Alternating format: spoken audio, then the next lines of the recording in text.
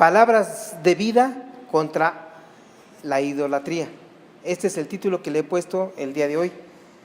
Y a manera de introducción, pues nosotros tenemos que saber que la Biblia nos dice que está siempre preparados para hacer defensa de nuestra fe, ¿verdad? En 1 de Pedro 3:15 nos dice: sino santificad a Dios el Señor en vuestros corazones, y estad siempre preparados para presentar defensa con mansedumbre y reverencia ante todo aquel que os demande razón de la esperanza que hay en vosotros. Entonces, Esteban estaba preparado para hacer esa defensa de su fe. De la misma manera, la Escritura o nuestro Dios nos llama a que siempre estemos preparados. ¿Y cómo vamos a estar preparados? Como decía el hermano Ángel hace un momento, ¿verdad? Pues nosotros debemos estar investigando, estudiando la Escritura, ¿verdad? En su defensa, Esteban estaba haciendo una historia de lo que había pasado una historia del pueblo de Israel, ¿verdad? Él, y no solo le estaba contando la historia del pueblo de Israel, sino que en cada momento está citando las Escrituras.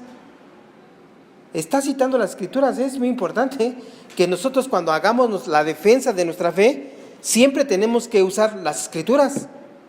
No podemos nosotros estar defendiendo nuestra fe sin citar la Escritura. Es muy importante eso, ¿no? Que cuando alguien nos venga a hablar de Cristo o de la Biblia, esté citando la Escritura. No esté citando otro libro o otra referencia, ¿verdad?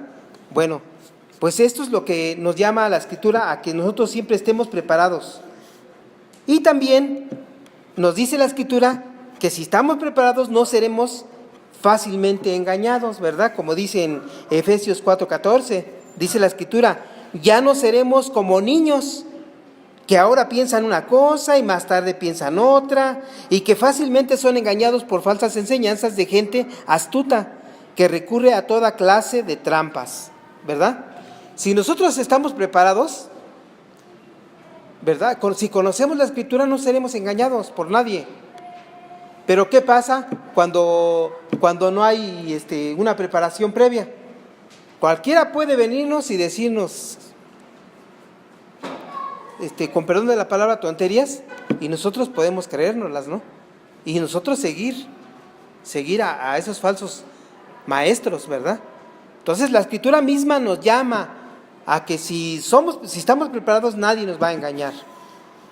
Y también la Escritura nos da un claro ejemplo de un hombre que estaba pero bien instruido en la palabra de Dios, que era Pablo. Pablo era un ardiente defensor del Evangelio, ¿verdad? No solo era conocía la palabra de Dios y la predicaba, ¿no? Sino que la defendía también, ¿no? En cada momento. Miren lo que sucede en esta porción, en Hechos 17, del 2 al 3. Dice la Escritura: como de costumbre, Pablo fue a la sinagoga y durante 3 sábados seguidos habló con los judíos de ese lugar. Les leía la Biblia y les probaba con ella que el Mesías tenía que morir y resucitar. Les decía: Jesús, de quien yo les hablo, es el Mesías. Entonces él, con la Biblia en la mano, ¿verdad?, citando todo el tiempo las Escrituras, les estaba diciendo que Jesús era el Mesías. Es muy importante que nosotros, cuando estemos predicando la palabra de Dios, lo hagamos con las Escrituras, de la misma manera como lo hacía Pablo, ¿no?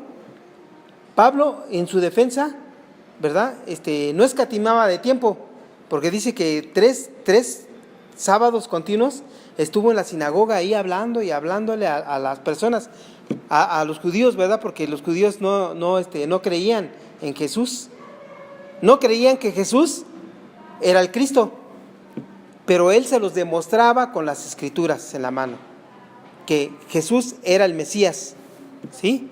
Bueno, pues estamos viendo en esta porción cómo Esteban está haciendo una defensa, ¿verdad?, ardiente de su fe, ¿verdad? Él se para delante del Sanedrín y les empieza a hablar de la historia de su pueblo, ¿verdad?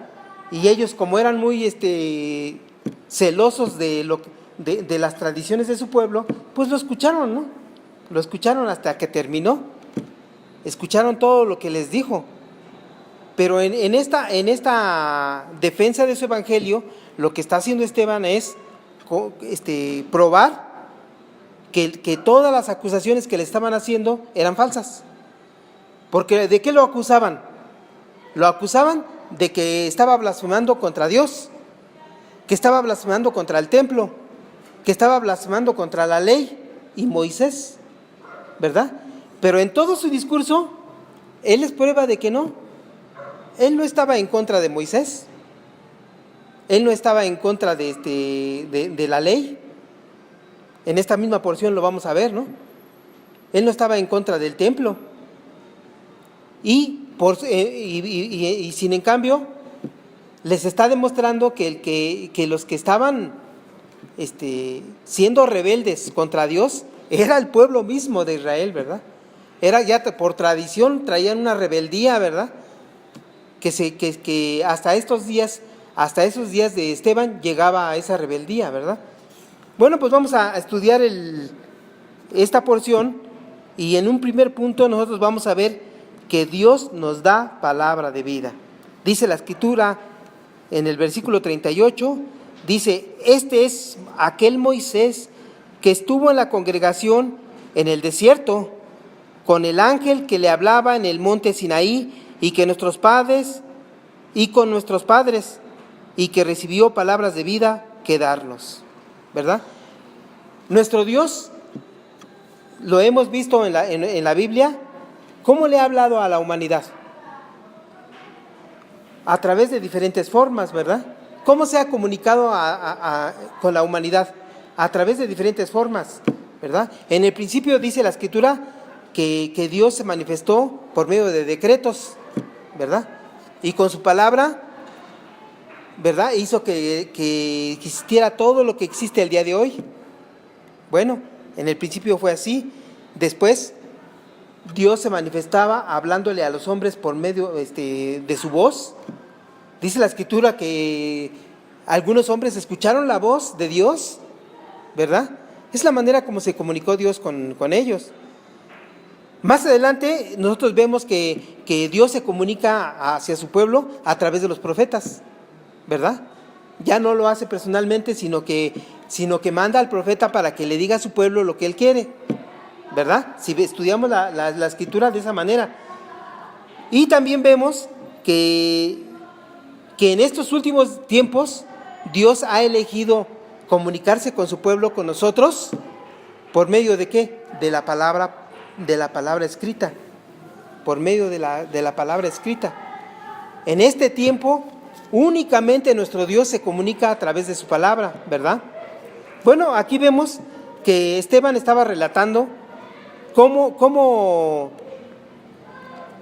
es que Moisés se le había entregado la palabra escrita, ¿verdad?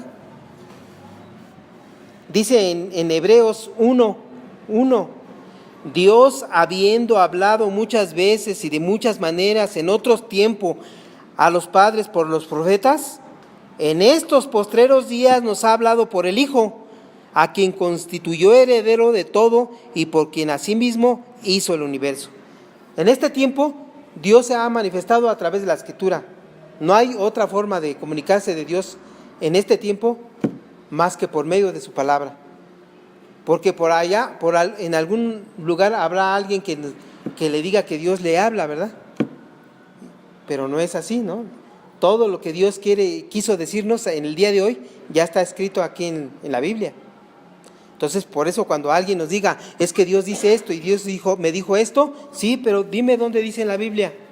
Muéstramelo, dónde dice en la Biblia, ¿verdad? Bueno, y también vimos que la palabra escrita Dios nos la dio para que la tengamos presente en todo el tiempo. Ahora nosotros podemos tener la palabra de Dios presente en todo el tiempo en nuestras manos, ¿verdad? En 2 de Timoteo 3:16 dice: toda la Escritura es inspirada por Dios y útil para enseñar, para redarguir, para corregir, para instruir en justicia, a fin de que el hombre de Dios sea perfecto, enteramente preparado para toda buena obra. Para eso tenemos la Escritura, para eso tenemos la palabra de Dios. También la Escritura dice que la palabra de Dios es nuestra guía hacia la vida eterna. En Juan 5:39 dice: escudriñad las Escrituras, porque a vosotros os parece que en ellas tenéis la vida eterna, y ellas son las que dan testimonio de mí. ¿Sí? La Escritura misma nos da evidencia, ¿no?, de todo lo que quiere Dios para nosotros, ¿no?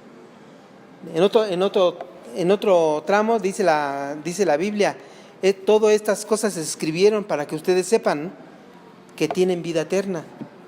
Toda la Escritura fue hecha para que nosotros sepamos que tenemos vida eterna por medio de nuestro Señor Jesucristo.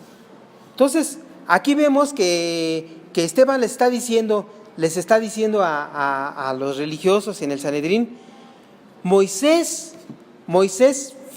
fue quien recibió las palabras de vida de nuestro Dios, fue quien recibió la palabra de Dios, y va a continuar en su discurso diciendo Esteban: ¿y qué hizo el pueblo? ¿Y qué hizo el pueblo ante la palabra de Dios? Él mismo está citando la palabra de Dios, ¿no?, en su defensa, la está citando. ¿Y qué hacen ustedes ante la palabra de Dios? ¿No creen en la palabra de Dios? No les está diciendo. En el punto número 2, vemos que el pueblo de Israel rechaza esta palabra de Dios, la rechaza. Aún antes de que se la entregaran, antes de que bajara Moisés con las tablas, el pueblo de Israel ya había hecho lo que quería, ya estaba cayendo en la idolatría. ¿Sí? En el versículo número 39 dice: al cual nuestros padres no quisieron obedecer, sino que la desecharon, y en sus corazones se volvieron a Egipto. Esto es lo que sucedió, y se los estaba reclamando Esteban. Esteban les estaba reclamando. El pueblo de Israel recibió de manos de Moisés la Escritura, la palabra de Dios. ¿Y qué hizo el pueblo? La rechazó, la hizo a un lado. Y cuando sucede esto, ¿qué es lo que pasa? Cuando nosotros hacemos a un lado la palabra de Dios, corremos el riesgo de caer en la idolatría. Es muy importante esto, que nosotros lo tengamos. El hombre rechaza a Dios, piensa que sus caminos son mejores. No hay uno que busque a Dios, dice la Escritura. Cada cual por su camino, ¿no? Dice la Escritura que cada cual tomó su camino a su modo. Pero hay un gran riesgo, ¿verdad? Cuando nosotros desechamos la palabra de Dios y la hacemos a un lado, somos fácil presa del enemigo y nosotros podemos caer en la idolatría, ¿eh? Y no solo lo digo para la gente que no cree, porque podemos decir: no, esto es para los no creyentes. No, también le sucede a los cristianos. Cuando nosotros la hacemos a un lado, ¿verdad? Y como decía el hermano Ángel hace rato, y no la estudiamos, entonces caemos en el riesgo de caer en la idolatría, ¿eh? No en la idolatría que nosotros conocemos comúnmente, ¿no? Que a lo mejor nosotros no nos postramos ante una imagen, ¿verdad? Los cristianos decimos: yo no me postro ante una imagen. Pero podemos hacer idolatría de otras maneras, ¿verdad? ¿Por qué? Porque podemos estar confiando en nosotros, toda nuestra confianza, por ejemplo, en nuestra casa.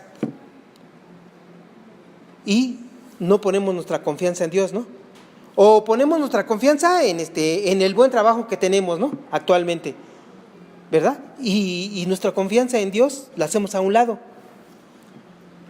O a lo mejor estamos poniendo nuestra confianza en, no sé, a los que se han retirado, en su pensión, ¿verdad? Y su confianza está en la pensión. Y hacemos a un lado nuestra confianza en Dios. Y podemos estar confiando en miles de cosas, ¿no? En miles de cosas. Pero y hacemos a un lado a Dios. Y entonces, ¿qué es lo que estamos haciendo? ¿En qué estamos cayendo? Estamos cayendo en la idolatría. Porque de una u otra manera también estamos idolatrando. Estamos idolatrando nuestro buen trabajo, nuestra casa, mi hijo, el mayor, el que me ayuda, ¿no? No sé, hay muchas cosas en donde nosotros podemos caer en la idolatría. No solo los que no creen en Dios caen en la idolatría ante una imagen, por ejemplo, ¿no? Ante el dinero, ante su trabajo, sino también los hijos, nosotros los cristianos podemos caer en idolatría. Por eso es muy importante, ¿no? Que este reclamo que les hacía Esteban a ellos, ustedes recibieron la escritura, pero ¿qué? ¿Qué han hecho de ella? No están creyendo no están poniendo su confianza en lo que dice Dios. Porque si ustedes estuvieran confiando en Dios, entonces aceptarían que al que mataron, a Jesús al que mataron, es el Cristo. Y ustedes estarían ahora mismo arrepintiéndose y poniendo su confianza en Cristo, ¿no? Entonces, es muy importante que nosotros como cristianos no caigamos en ese riesgo, ¿sí? Entonces, por eso el título es Palabra de Dios contra idolatría, ¿no? El mejor antídoto para no caer en la idolatría es la palabra de Dios. Es la palabra de Dios. Porque la palabra de Dios constantemente, nuestro Dios nos va a estar diciendo qué es lo que nos conviene, ¿verdad? ¿Qué es lo que nos conviene para nuestras vidas? Pero si no escuchamos a nuestro Dios, si no lo vemos, si no lo leemos, entonces ¿cómo vamos a saber qué es lo que nos conviene? Vamos a estar haciendo las cosas a nuestra manera, lo que nos dice el mundo, ¿verdad? Bueno, como punto número 3, ¿qué es lo que hizo este pueblo de Israel? Desechó la palabra de Dios y entonces ¿qué hizo? Se entregó a la idolatría. Les estaba reclamando Esteban, ¿no? El pueblo de Israel no solo desechó la palabra de Dios, sino que se entregó a la idolatría. Dice en el versículo 40, cuando dijeron a Aarón, haznos dioses que vayan delante de nosotros, porque a este Moisés que nos sacó de la tierra de Egipto, no sabemos qué le haya acontecido. Entonces hicieron un becerro y ofrecieron sacrificio al ídolo, y en las obras de sus manos se regocijaron. No se esperaron a que Moisés bajara con las tablas, con la ley. Ellos sabían que Moisés había subido a hablar con Dios. No se esperaron, sino que le dijeron a Aarón, haznos un Dios para adorarlo, ¿no? O sea, inmediatamente se entregaron a la idolatría. En Romanos 1:22 nos habla precisamente de esta actitud del ser humano. Y dice, profesando ser sabios, se hicieron necios y cambiaron la gloria de Dios incorruptible en semejanza de imagen de hombre corruptible, de aves, de cuadrúpedos, de reptiles. Esa es la historia del ser humano. Nosotros lo vemos en nuestra propia historia, ¿verdad? De México, cómo nuestros antepasados rendían culto a la serpiente, ¿no? Rendían culto al sol, hasta hay pirámides al sol, a la luna, ¿verdad? Y precisamente la Escritura nos habla de esto en Romanos. Nos dice, el hombre se cree sabio y cambia a Dios, ¿no? Por las cosas creadas por Dios y les da culto. ¿Cómo se le puede llamar a esa actitud? Pues necedad, ¿no? Solamente un necio puede hacer eso. Solamente alguien que está ciego, que tiene tapados los ojos, puede hacer eso. ¿De verdad? Porque nosotros a lo mejor en algún tiempo hicimos eso. Estuvimos en esa actitud. Pero ¿saben por qué lo hacíamos? Porque teníamos tapados los ojos. No veíamos la realidad, no veíamos a nuestro Dios tal y como es. Pero gracias a Dios, un día Dios tuvo misericordia de nosotros y nos quitó esa venda de los ojos. Y ahora podemos darle culto solamente a ¿quién? A nuestro Dios, al Dios vivo y verdadero, ¿verdad? Ahora nosotros vemos esta incoherencia porque Dios nos ha quitado esa venda. La idolatría no solo es con imágenes, sino también con conceptos, ¿no? Entonces esto es muy importante que nosotros lo sepamos, porque nosotros podemos decir, es que yo soy cristiano y yo no puedo caer en la idolatría, yo no adoro una imagen.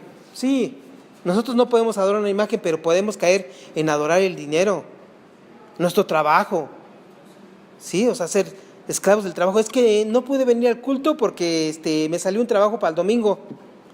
Es que no cumplí con mi ministerio porque me salió otra cosa, ¿no? Entonces le estamos dando prioridad en nuestras vidas a otra cosa, estamos idolatrando otras cosas. Es que mi hijo, el más grande, necesitaba esto y tuve que atenderlo, ¿no? Por eso es que no vine al culto. Entonces, ¿qué pasa? Entonces tenemos que reflexionar para no caer en la idolatría, ¿sí? Punto número 4. Y Dios, ¿y qué pasó con este pueblo de Israel? Dice Esteban que ellos desecharon la palabra de Dios y se entregaron a la idolatría, ¿no? ¿Y qué hizo Dios? Fíjense, dice en el versículo 42, y Dios se apartó y los entregó a que rindiesen culto al ejército del cielo, como está escrito en el libro de los profetas. ¿Acaso me ofrecisteis víctimas y sacrificios en el desierto por 40 años, casa de Israel? Fíjense aquí lo grave que es para cuando caemos en la idolatría. ¿Qué le sucede a aquella persona que cae en la idolatría? Ya dijimos que aún siendo cristianos, ¿no? ¿Qué es lo que pasa? ¿Qué es lo que va a hacer nuestro Dios? Se va a apartar de nosotros, dice la Escritura. Y no solo en esta porción, sino hay muchas versiones donde nos habla de esta misma situación. Por ejemplo, en Romanos 1:24. En Romanos 1:24-25 nos dice de esta manera: por lo cual también Dios, ¿qué hizo Dios? Dice, ¿qué hizo Dios? Los entregó a la inmundicia en las concupiscencias de sus corazones, de modo que deshonraron entre sí sus propios cuerpos, ya que cambiaron la verdad de Dios por la mentira, honrando y dando culto a las criaturas antes que al Creador, el cual es bendito por todos los siglos. Amén. Entonces, no solo vemos que Dios se aparta, o sea, es algo de ponerse a pensar, ¿no? O sea, algo, no sé si no lo habíamos notado, en la Escritura dice que no solo se aparta Dios de nosotros, ¿no? Sino que aún nos entrega, ¿no? En otra porción dice, ¿no? Que alguien es entregado al diablo, ¿no?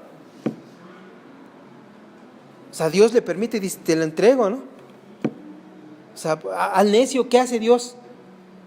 No solo se aparta de él, sino que lo entrega y dice, dale culto a las estrellas del cielo, ¿no? O a todo lo creado por Dios, dale culto, sigue en eso.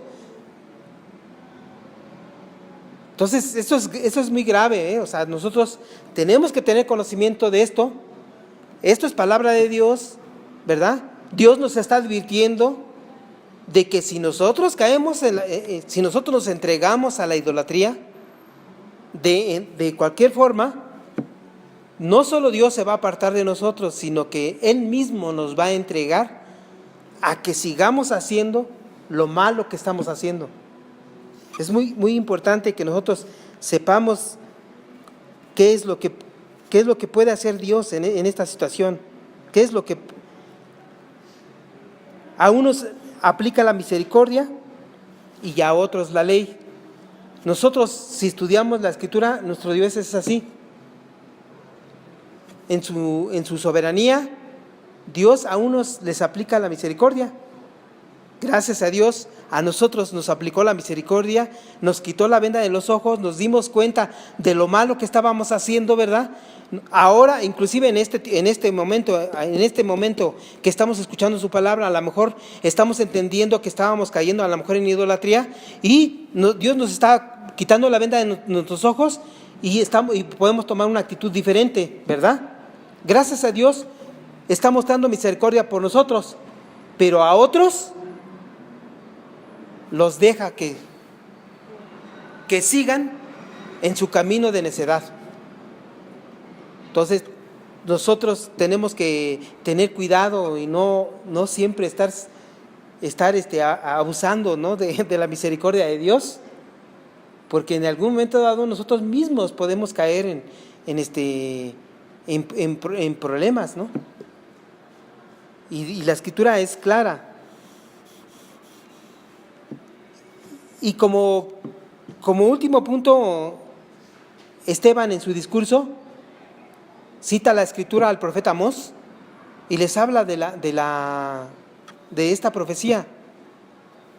Y les habla de esta profecía, dice: antes bien llevasteis el tabernáculo de Moloc y la estrella de vuestro dios Renfán, figuras que os hicisteis para adorarlas. Os transportaré pues más allá de Babilonia. Entonces aquí el profeta Amós les estaba diciendo: ustedes sigan en su actitud idólatra, porque esta fue la actitud del pueblo de Israel durante todo el tiempo, desde que Dios los sacó de Egipto. Ya ven que estuvieron 40 años dando vueltas en Egipto. Desde ese tiempo el pueblo de Israel cayó en la idolatría.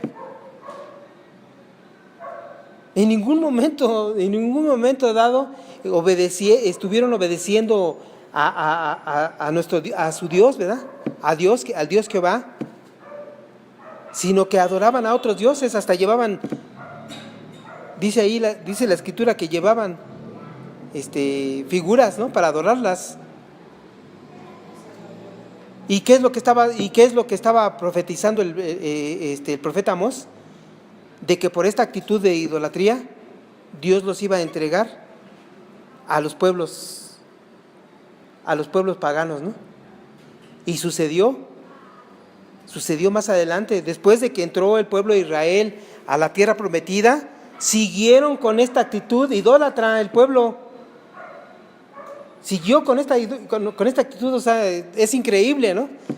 Es increíble que suceda esto, pero de esto tenemos que tener cuidado, porque podemos caer, ¿sí? Ellos siguieron en esa actitud rebelde contra Dios, adorando a otros dioses. ¿Y qué es lo que hizo nuestro Dios? Los entregó. Y el reino del norte fue llevado a Asiria. Los asirios lo tomaron presos y se los llevaron. Y el reino del sur fueron tomados por los de Babilonia, por el pueblo de Babilonia, y se los llevaron a todos presos. Y Jerusalén y el pueblo de Israel quedó desolado, quedó abandonado.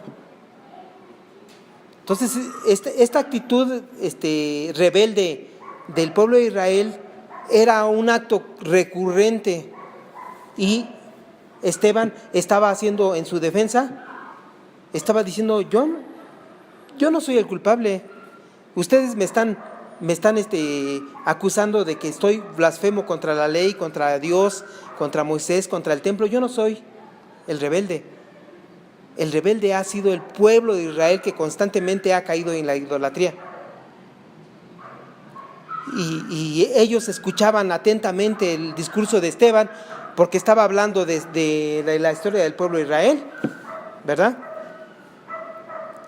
Entonces, ¿qué es lo que está sucediendo aquí? Que Esteban, en su defensa, estaba volteando ya ya estaba volteando los papeles, ¿verdad? Ahora el acusado se volvía acusador y les dice: ustedes, junto con nuestros padres, han tenido una actitud rebelde y recurrente, y han hecho a un lado la palabra de Dios, y han desoído la palabra de los profetas, ¿verdad? Y ya han hecho lo que quieren, y han matado al Mesías, y ahora ustedes me acusan falsamente. Entonces, esto es lo que les estaba diciendo Esteban. En esta porción nosotros tenemos una gran enseñanza, que es: si nosotros hacemos a un lado la palabra de Dios, podemos caer fácilmente en la idolatría. Porque esa es la actitud del ser humano, ¿no? La verdad. La actitud del ser humano es caer y volverse a caer. Por eso es que tenemos que sí, Dios ha mostrado misericordia para nosotros, nos ha quitado la venda y todo, pero también tiene que haber una actitud de nosotros. Tiene que haber una actitud por parte de nosotros. Por eso el ejercicio de que hoy hicimos de nuestra oración es qué le ofrecemos, ¿no?, a nuestro Dios el día de hoy. Como buenos latinos, como buenos mexicanos, no encontrábamos qué ofrecerle, ¿verdad? A lo mejor los japoneses tienen mucho que ofrecerle, ¿no? O sea, como una cultura, como parte de su cultura, ya tienen eso, ¿no?, de siempre estar ofreciendo, ¿no? Pues eso es lo que quiere Dios, que como hijos de Dios nosotros todos los días, antes que nada, salgamos a ofrecerle, ¿no? ¿Qué es lo que vamos a hacer? Así como Esteban estaba mostrando una actitud de fidelidad a Dios, nosotros también tenemos que tenerla. Y en el transcurso de nuestras vidas nos vamos a encontrar con la prueba, con la tentación. Nos vamos a encontrar con la tentación de caer en la idolatría.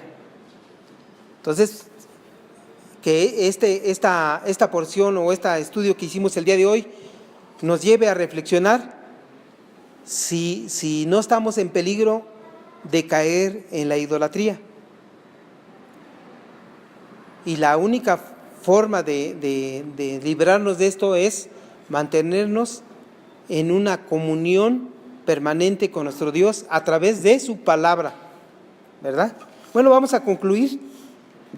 Dios se manifiesta de muchas maneras y la más importante es por medio de su palabra el día de hoy. Teniendo la palabra de Dios no podemos hacer lo que a nosotros nos parece mejor, ¿verdad? Porque el consejo de Dios es lo más importante para nuestras vidas. El hombre tiende a ser idólatra y el único antídoto que Dios nos da es su palabra escrita. Dios se aparta de los que lo rechazan, pero en su infinita misericordia aún nos perdona. No sabemos cómo, por qué, ¿no? Pero aún nos perdona y nos quita la venda en los ojos. Si nosotros somos agraciados, fuimos agraciados, ¿no?, de que Dios nos haya quitado la venda de los ojos y que estemos viendo esto, entonces obedezcamos su palabra, ¿verdad? ¿Qué es lo que nosotros tenemos que hacer como hijos de Dios? 2 caminos nada más tenemos. Obedecemos lo que nos dice nuestro Dios, o obedecemos lo que nos dice el mundo. Y si obedecemos lo que nos dice el mundo, caemos rápida y fácilmente en la idolatría. Vamos a orar. Señor, te damos gracias porque el día de hoy te has mostrado a nosotros, Señor, a través de tu palabra.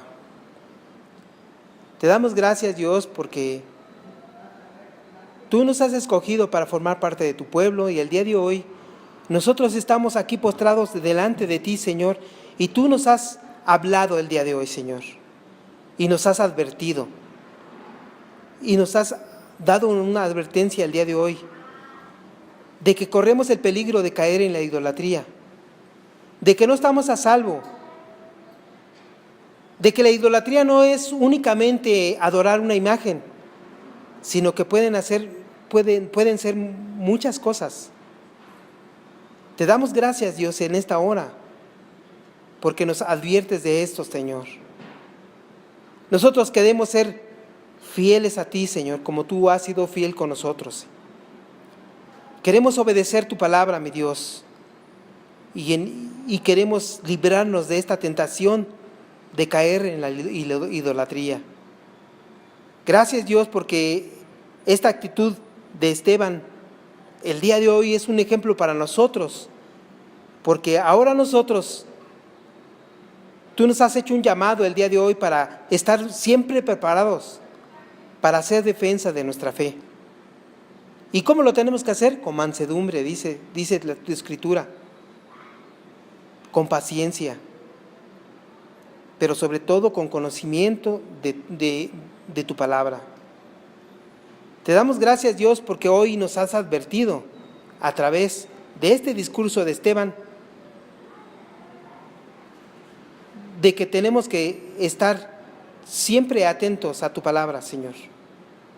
Gracias, Dios. Te damos gracias por todos estos consejos que hemos recibido el día de hoy. Te pedimos que pongas en nuestros corazones el que los pongamos a práctica inmediatamente que salgamos de aquí. Te lo pedimos en el nombre de tu Hijo Jesucristo. Amén. Amén.